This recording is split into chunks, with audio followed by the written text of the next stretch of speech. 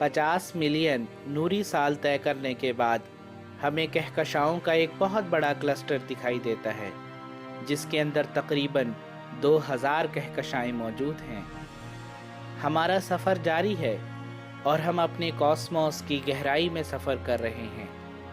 1 billion साल गुजरता है, 2 बिलियन साल, 5 बिलियन साल, 10 बिलियन साल के बाद हम कुछ देर के लिए ठहरते हैं और अपने यूनिवर्स का मुशाहिदा करते हैं।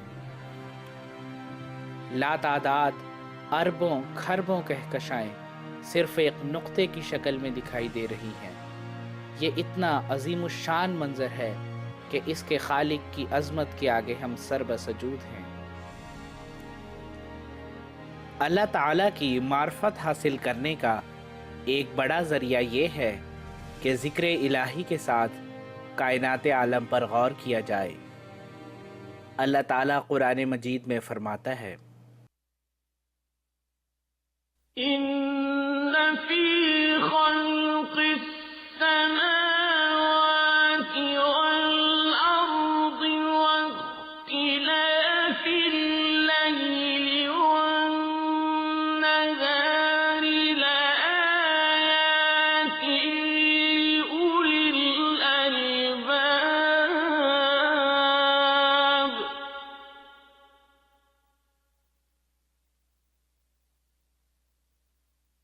الذين يذكرون الله قياما وقعودا وعلى جنوبهم ويتفكرون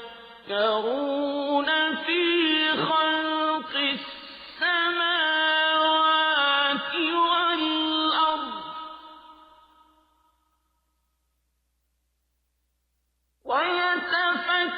ويتفكرون في خلق السماوات والأرض ربنا ما خلقت هذا باطلا سبحانك فقنا عذاب النار۔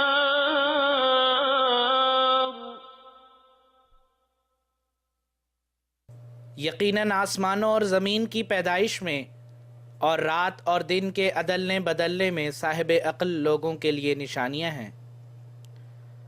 वो लोग जो अल्लाह को याद करते हैं, खड़े हुए भी और बैठे हुए भी, और अपने पहलुओं के बल भी, और आसमानों और ज़मीन की पैदाइश में गौर व फिक्र करते रहते हैं और बेसाख्ता कहते हैं, ए हमारे रब, तूने हरगिज़ ये बेमकसद पैदा नहीं किया, पाक है तू, बस हमें आग के अजाब से बचा। दुनिया के मुअल्लिम आज़म सैयदना हज़रत मोहम्मद मुस्तफ़ा सल्लल्लाहु अलैहि वसल्लम के ज़रिया से तो बहुत बड़ा इल्मी इनकलाब पैदा हुआ था। आप पर ये अज़ीमुश्शान वही नाजिल हुई थी। इक़रा बिस्मि रब्बिकल्लज़ी ख़लक़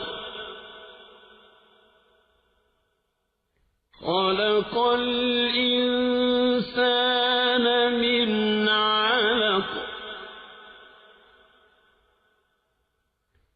इक़रा व रब्बुकल अकरम الذي علم بالقلم علم الإنسان ما لم يعلم۔ पढ़ अपने रब के नाम के साथ जिसने पैदा किया। उसने इंसान को एक चिमट जाने वाले लोथड़े से पैदा किया।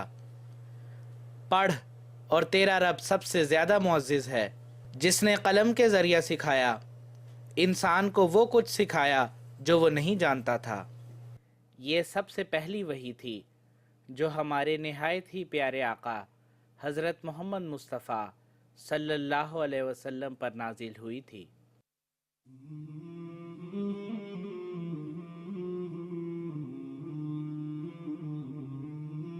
فیض اللہ والعرفان یسعی الیک الخلق کالزمان عین فیض اللہ والعرفان۔ اس طرح قرآن مجید کے نزول کے ساتھ ہی اللہ تعالیٰ نے یہ اعلان فرمایا کہ اب دنیا میں ایک عظیم علمی انقلاب پیدا ہوگا۔ چنانچہ ایسا ہی ہوا۔ قرآن کریم کے نزول کے وقت عرب بالکل جاہل تھے۔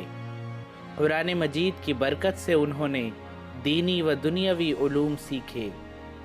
پھر ان کے ذریعہ اسپین نے علم سیکھا، پھر اسپین سے یورپ کے دوسرے ممالک نے سیکھا اور مزید ترقی ہوئی۔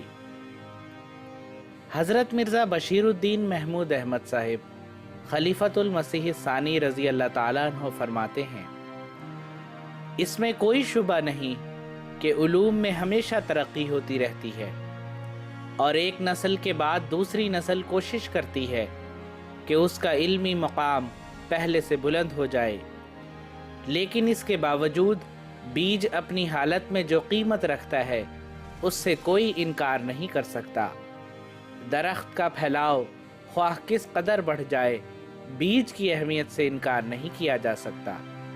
اسی طرح علم خواہ کس قدر ترقی کر جائے، صحرا مسلمانوں کے سر ہی رہے گا، اور مسلمانوں کا سر قرآن کریم کے آگے جھکا رہے گا، کیونکہ یہی وہ کتاب ہے جس نے اعلان کیا کہ علم بالقلم، کہ اب دنیا کو قلم کے ذریعہ علم سکھانے کا وقت آ گیا ہے۔ پس حقیقت یہی ہے کہ دنیا کو تمام علوم قرآن نے ہی سکھائے ہیں۔ اگر قرآن نہ آیا ہوتا تو دنیا ایک ضلالت کدہ ہوتی، جہالت اور بربریت کا نظارہ پیش کر رہی ہوتی۔ یہ قرآن کریم کا احسان ہے کہ اس نے دنیا کو تاریکی سے نکالا اور علم کے میدان میں کھڑا کر دیا۔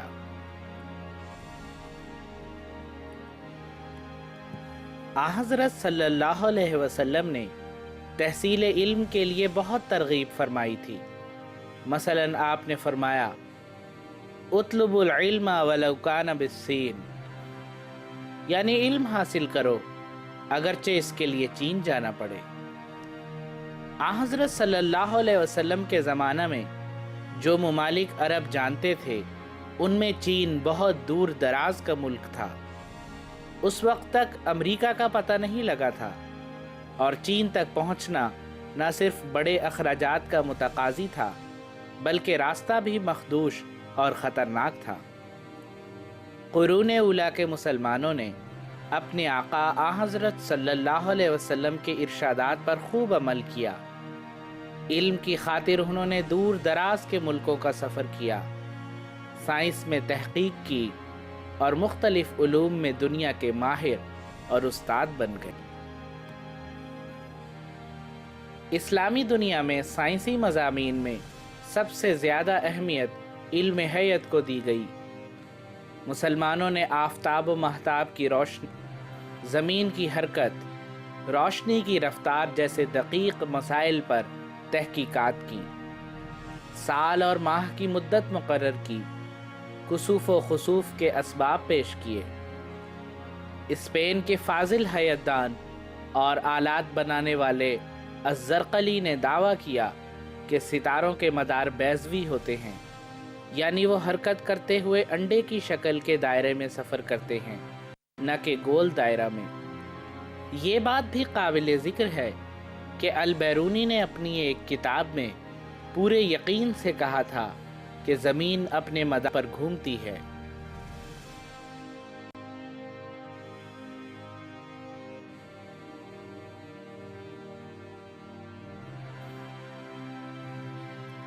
ابن رشد نے مراکش میں قیام کے دوران سن سپاٹس دریافت کیے تھے۔ مسلمانوں نے کئی ایک مقامات پر علم فلکیات کو فروغ دینے کے لیے آبزرویٹریز قائم کیں۔ البتانی جو علوم فلکیات میں مہارت رکھتا تھا، اس نے 42 سال تک اجرام سماوی کا مطالعہ کیا اور اس کے بعد مبسوط کتابیں قلم بند کی۔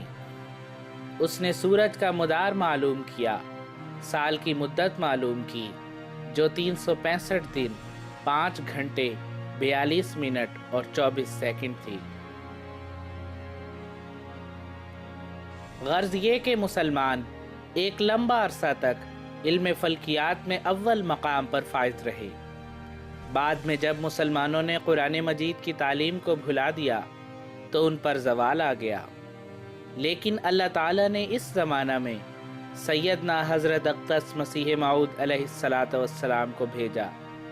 آپ نے ہمیں یہ ایمان افروز بات بتائی کہ اسلام کے لیے پھر اس تازگی اور روشنی کا دن آئے گا جو پہلے وقتوں میں آ چکا ہے، اور وہ آفتاب اپنے کمال کے ساتھ چڑھے گا جیسا کہ پہلے چڑھ چکا ہے۔ اللہ تعالیٰ نے آپ پر بھی رب زدنی علما کی دعا الہاماً نازل فرمائی، نیز آپ کو بذریعہ الہام یہ دعا بھی سکھائی گئی، رب ارنی حقائق الاشیاء، یعنی اے میرے رب مجھے اشیاء کے حقائق دکھلا۔ اللہ تعالیٰ نے آپ کو یہ بشارت دی کہ آپ کے فرقہ کے لوگ علم اور معرفت میں کمال حاصل کریں گے۔ پس آج یہ ذمہ داری احمدی نوجوان لڑکے اور لڑکیوں کے سر پر ہے کہ وہ سائنس کے ہر میدان میں ترقی کریں۔